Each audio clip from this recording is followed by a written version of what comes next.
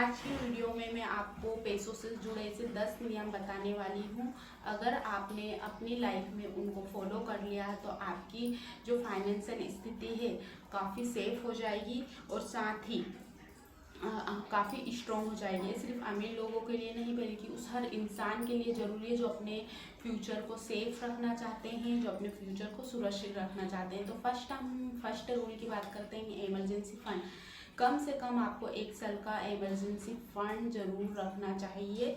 कभी भी आपको ज़िंदगी में या लाइफ में कभी भी अचानक से कोई ज़रूरी काम आ जाता है, क्योंकि आजकल कुछ भी प्रॉब्लम कभी भी बताकर नहीं आती है, तो हमें पहले से तैयारी करनी रहती है।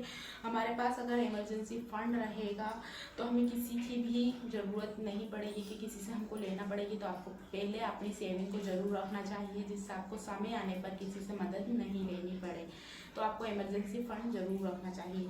सेकेंड पॉइंट की अगर हम बात करते हैं तो वो है इनकम का हिस्सा बचाओ। अपनी कमाई का आपको 10% हिस्सा ज़रूर बताना चाहिए, 20% उसको इन्वेस्ट करना चाहिए। बहुत सारे लोगों को आपने देखा होगा क्या करते हैं कि वो पहले खर्च करते हैं बाद में सेविंग करते हैं। अमीर लोग क्या करते हैं कि पहले जितनी भी अपनी कमाई आती है, उनकी इनकम आती है, तो पहले उसको सेव करते हैं, उसकी सेविंग करते हैं, तो उसको इन्वेस्टमेंट करते हैं, बाद में खर्च करते हैं।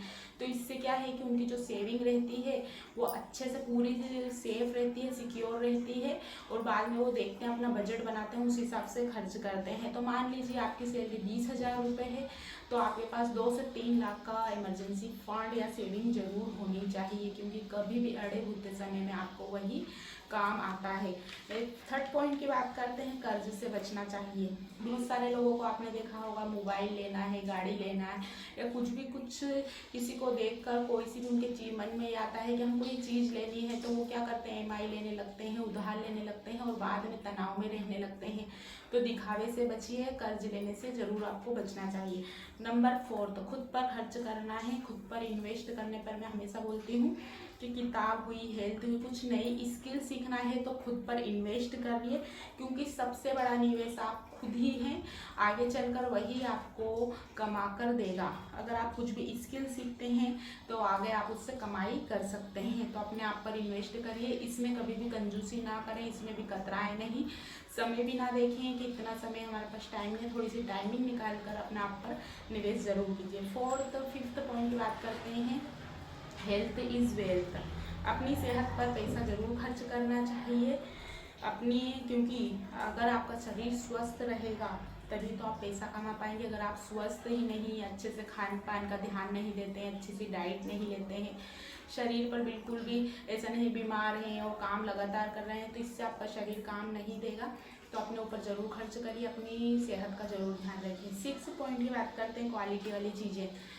आपको हमेशा बेस्ट क्वालिटी वाली चीज़ें ही खरीदनी है, क्योंकि उनकी क्वालिटी रहती है, वो लंबे समय तक चलती हैं। सस्ती चीज़ों से आपको बचना चाहिए, क्योंकि सस्ती चीज़ें बार बार ख़राब होती हैं और वो लंबे समय तक नहीं चलती हैं। रूल नंबर 7, सही लोगों का साथ रहो। ऐसे लोगों के साथ रहें जो आपको आगे बढ़ने के लिए प्रेरित करें, मोटिवेट करें। गलत संगत इंसान को हमेशा पीछे ले जाती है। रूल नंबर 8, अपनी पसंद का काम करो। आपको जो भी अच्छा लगता है, यूट्यूब पर वीडियो बनाना या आप कोई स्किल सीखे हुए हैं, अगर आप इंटरेस्ट से उसमें कर रहे हैं तो आपको लगातार वही करते रहना है। इतना कमाओ कि वही काम आप आने वाले समय में या आगे चलकर आपको वो काफ़ी अच्छा लगने लगे, आप उसमें और लोगों को जोड़ सकें और आपका प्रचार प्रसार होने लगे। अगर आप कुछ अच्छा काम करते हैं तो उसको गूगल पर भी डाल सकते हैं आप, जिससे आपका जो भी आप बिजनेस करते हैं वो पूरी दुनिया में धीरे धीरे फैलने लगे। तो मजबूरी वाला काम आपको ज़िंदगी भर कभी भी खुशी नहीं देता है। अपनी पसंद का काम करो, सबसे फर्स्ट ये है, उसमें आपको इंटरेस्ट आता है और आपका मन लगा रहता है। रूल नंबर 9, अपने लाइफ पार्टनर को, अपने घर में अपने माता पिता को, अपने भाई बहन को या अपने बच्चों को इसके लिए मोटिवेट करें कि इन्वेस्टमेंट कैसे करना चाहिए, फाइनेंशियल फ्री कैसे रहते हैं, आगे हमको क्या करना चाहिए, इसी प्लानिंग उनको धीरे धीरे बताइए, ताकि उनका भी एक माइंड में ये वाली चीज़ें वापस से चलने लगे कि हमको भी ऐसे ही करना चाहिए। इससे ये होता है कि सही जीवन में अगर आप उनको बातें बताते हैं तो वो उनकी ज़िंदगी भर सुधार ला सकती है, उनका जीवन बना सकती है। तो इस बात का ध्यान रखें, अपने जीवन साथी को भी इस चीज़ का बताइए। इसलिए हमेशा कोशिश कीजिए कि इन्वेस्ट करते हैं या इन्वेस्ट करने वाले हैं या सोच रहे हैं तो पूरे परिवार के साथ इस बात का डिस्कस करें।